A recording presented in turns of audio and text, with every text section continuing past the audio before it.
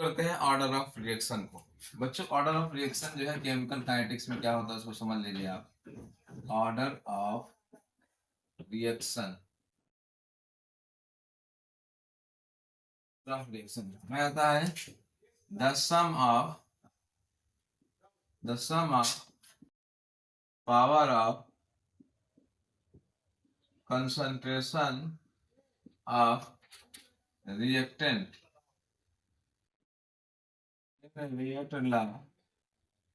Expression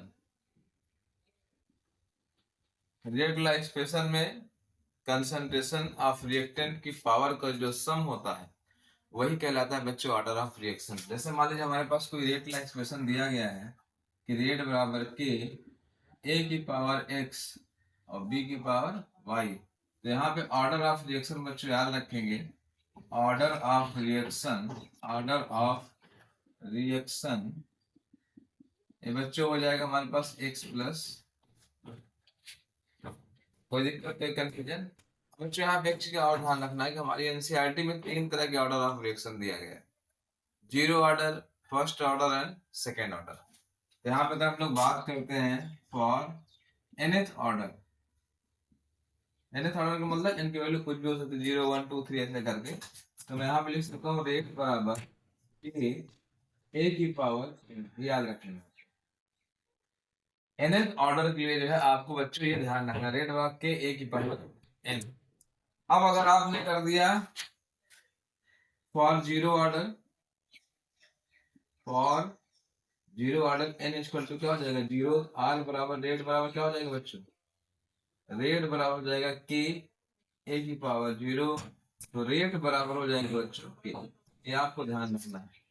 zero order की ये आपके पास चीजें क्लियर हो जाएगी। इसको नोट कर सकते हैं सर बच्चों आप बहुत अच्छे तरीके से। चलिए कोई दिक्कत कोई कंफ्यूजन? अब यहीं पर अगर मैं और आपको बताना चाहूँ, याद रखेंगे फॉर फर्स्ट ऑर्डर n बराबर क्या हो जाएगा बच्चों 1। इस फार्मूले में रखेंगे हमारे पास क्या हो जाएगा, रेट बराबर हो जाएगा बच्चों के ए की पावर। और फॉर सेकेंड ऑर्डर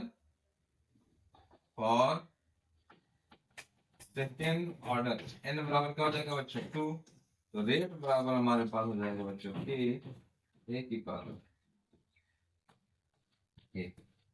तो ये आप थोड़ा सा ध्यान रखेंगे बच्चों, order of reaction the sum of power of concentration of reactant in react like expression, ये मैंने आपको बता दिया बच्चों, इसको आप नोट कर सकते हैं। अब उसके बाद हम बात करेंगे यूनिट ऑफ के, जो है फर्स्ट ऑर्डर, सेकेंड ऑर्डर और जीरो ऑर्डर के बारे में। चलिए इसको रख करते हैं बच्चों, ठीक रख करते हैं इसको। अब अगला जो हमारे पास होगा बच्चों, इसमें हम बात करेंगे यूनिट ऑफ के in zero order, first order and second order में डिस्कस करेंगे। देखिए बच्चों सबसे इंपॉर्टेंट चीज होती है किसी भी एग्जाम को क्लियर करने के लिए कॉन्टिन्यूटी, मतलब निरंतरता। अब लगातार आप डेली का जो आपका शेड्यूल होना चाहिए उस शेड्यूल को आप फॉलो करते हैं। तो चलिए यूनिट ऑफ के की बात करें। देखिए बच्चों हमने आपको बताया था रेट बराबर होता है के ए की पावर n मान लेते हैं। तो के बराबर हमारे पास क्या हो जाएगा बच्चों, रेट अपॉन ए की पावर n। ये तो हो जाएगा आपके पास।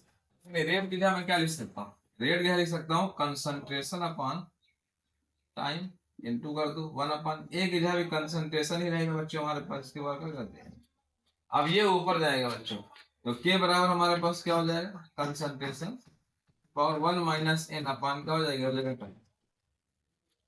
ये आप ध्यान रखेंगे। अब एक चीज और ध्यान रखना, कंसंट्रेशन की जगह मैं यूनिट क्या लिख सकता हूँ बच्चों, कंसंट्रेशन की जगह मैं यूनिट की बात करूँ बच्चों, तो यहाँ पे हो जाएगा हमारे पास इस फॉर्मूले में मैं देखूं तो के बराबर हो जाएगा कंसंट्रेशन क्या हो जाएगा मोल पर लीटर, और टाइम के बाद क्या हो जाएगा बच्चों सेकेंड, इसकी पावर क्या रहेगा 1/10।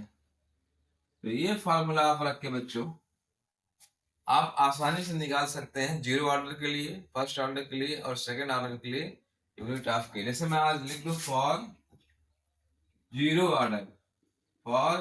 ऑर्डर n बराबर क्या रखेंगे बच्चों 0। तो यहाँ पे क्या हो जाएगा के बराबर mole upon litre 1 minus 0 by क्या हो जाएगा सेकेंड।